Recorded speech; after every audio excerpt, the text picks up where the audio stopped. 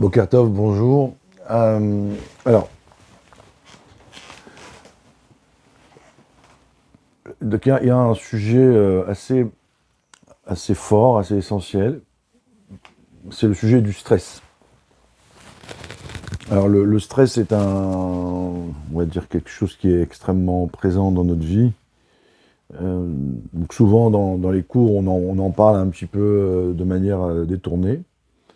Et dans la vie, on en parle tout le temps. Puisque je crois qu'en France, je crois que c'est il y a beaucoup de médicaments anti-stress qui sont vendus. Donc on va voir comment la Torah aborde le stress de manière directe et la vraie place du stress. Alors on pourrait dire le titre du cours, alors on pourrait changer les mots, hein, mais euh, il y a le stress et l'angoisse. Différencier le stress et l'angoisse. Après, s'il y a des professionnels qui sont dans la partie, peut-être qu'il y aura d'autres termes plus justes.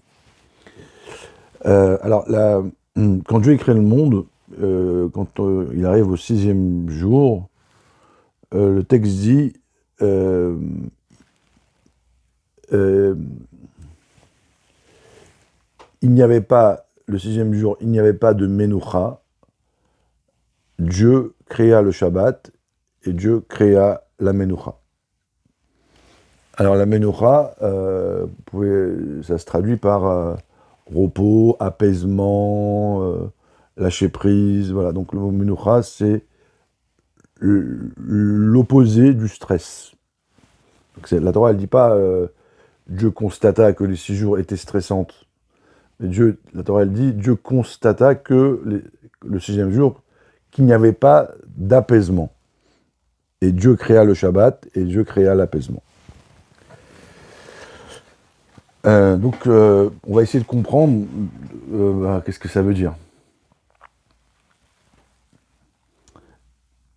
Et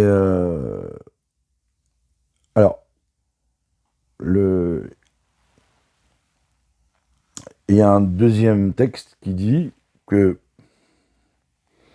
le monde a été créé pour la Torah. L'objectif de la création du monde, c'est l'étude de la Torah, recevoir la Torah. Donc il y a des versets, il y a des mots, on apprend et c'est marqué dans le Teilim 76, je crois. Le monde est un monde de peur, Olam ira ou sheketa, et un monde de silence, d'apaisement. Alors les commentaires disent, mais le monde, il est un monde de peur ou un monde d'apaisement? Et ils répondent, naturellement, le monde fait peur, la nature du monde est inquiétante, et quand on étudie la Torah, le monde devient shaket, devient apaisé. Donc c'est la même idée que le Shabbat. La Gemara dit, et c'est pour cela, de là on déduit, que tout le monde est d'accord, que la Torah au mont Sinaï, donc en l'an 2448 de la création, la Torah a été donnée au mois de Sivan, le 6 Sivan, et tout le monde est d'accord qu'elle a été donnée le Shabbat, parce que le Shabbat et la Torah ont le même objectif, c'est l'apaisement. Donc on a deux idées ici, on a Shabbat, la Torah, et ces deux sujets-là sont censés amener la Menoucha. Alors, donc ça c'est des mots, c'est une information. Donc la source de ce cours-là, c'est un texte du Rabbi qui vient du Maharal de Prague. Alors on va essayer d'expliquer qu'est-ce que ça veut dire. Qu'est-ce que ça veut dire que le monde, les 6 jours de la création du monde, il n'y avait pas de Menoucha, il n'y avait pas d'apaisement. Qu'est-ce que ça veut dire? Alors, on pourrait dire,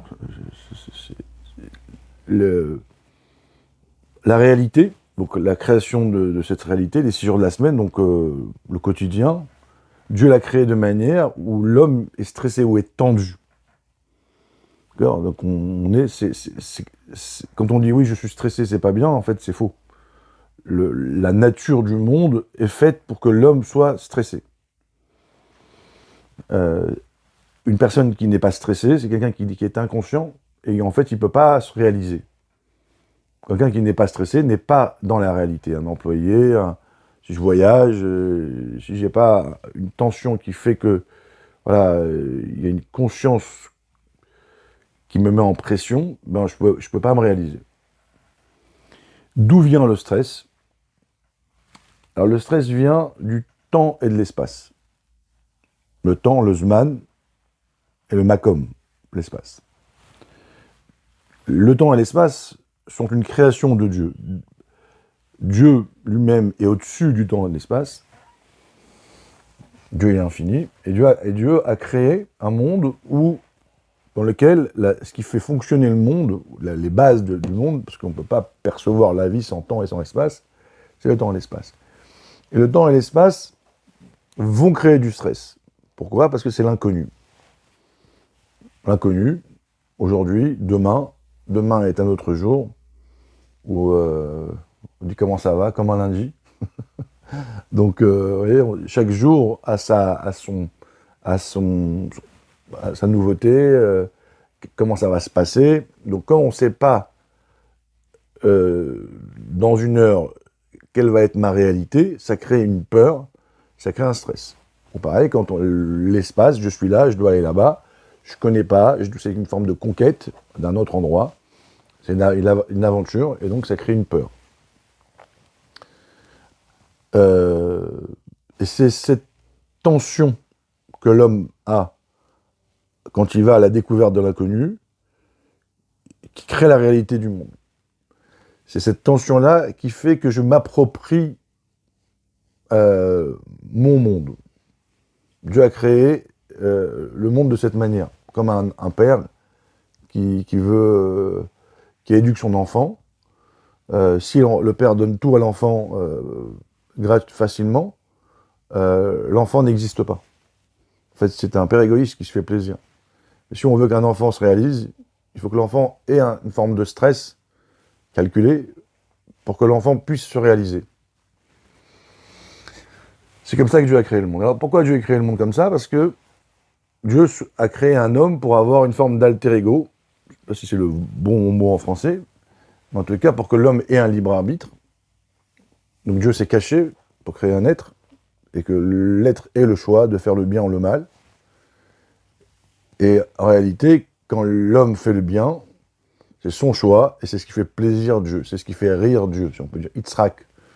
Le mot Yitzhak, ça veut dire rire. C'est-à-dire Dieu, il est surpris de voir qu'un homme qui, malgré que naturellement, il aurait envie de faire tout ce qu'il a envie, donc penser à lui, quand l'homme choisit de penser à Dieu malgré tout, c'est le sens de la création du monde, c'est ce qui fait plaisir à Dieu. Donc en gros, Dieu, il nous crée pour qu'on puisse se réaliser, qu'on puisse s'affirmer, et donc il s'est caché, et il a créé un système où l'homme peut s'approprier sa vie, et pour s'approprier sa vie, il faut avoir conscience de la réalité, et le stress, c'est ce qui nous permet d'avoir le sentiment de se réaliser.